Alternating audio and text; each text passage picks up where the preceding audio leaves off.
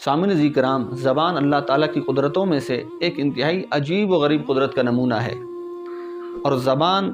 دیکھیں کہ شکل و صورت کے اندر، حیت کے اندر سارے انسانوں کی ایک ہی جیسی ہے۔ زبان کا ایک لوتھڑا ہے، لیکن ایک زبان جو اس سے الفاظ ادا ہو رہے ہیں وہ دوسری زبان سے ادا نہیں ہو سکتے۔ شکل و صورت کے اندر، ماہیت کے اندر ایک ہی جیسی ہے، لیکن کائنات کے اندر سینکڑوں الفاظ، سینکڑوں حروف، سینکڑوں جملے، سینکڑوں زبانیں اس کے ذریعے سے ادا کی جا رہی ہیں۔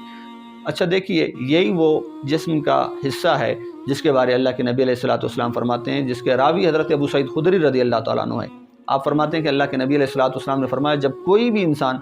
صبح کرتا ہے تو انسانی جسم کے جو اعضاء ہیں وہ سارے کے سارے اس زبان کے سامنے ہاتھ جوڑ کے یہ بھیک مانگتے ہیں کہ اے زبان، اللہ سے ڈرنا اور اللہ کا خوف کرنا، اور ہمارے بارے میں بھی خوف کرتے رہنا، ہمیشہ سیدھی رہنا، کہ اگر تو سیدھی رہے گی تو ہم بھی سیدھے رہیں گے، اور اگر تو کجروی کا شکار ہوگی، تو ٹیڑھی ہو جائے گی، تو ہم بھی سارے کے سارے ٹیڑھے ہو جائیں گے۔ جی سامعین عزیز کرام، زبان ہی وہ عضو ہے کہ ترمذی شریف کی حدیث پاک کہ اللہ کے نبی علیہ السلام نے فرمایا، دو چیزوں کی تم مجھے ضمانت دے دو، ذمہ داری دے دو، میں مصطفیٰ کریم تمہیں جنت کی ذمہ داری دیتا ہوں، تمہیں ضمانت دیتا ہوں۔ وہ دو چیزیں کیا ہیں؟ فرمایا دو ٹانگوں کے درمیان یعنی انسان کی شرمگاہ، اور فرمایا کہ دو جبڑوں کے درمیان جو ہے اس کی ذمہ داری اور ضمانت مجھے مصطفیٰ کریم علیہ السلام کو دے دو، میں تمہیں جنت کی ذمہ داری دیتا ہوں، دو جبڑوں کے درمیان یعنی زبان۔ تو اللہ پاک ہمیں زبان کے شر سے محفوظ فرمائے۔ اگر یہی زبان اللہ کا ذکر کرے تو سبحان اللہ، حضور کی نعت پڑھے، حضور پر درود پڑھے تو سبحان اللہ، کیا ہی بات ہے۔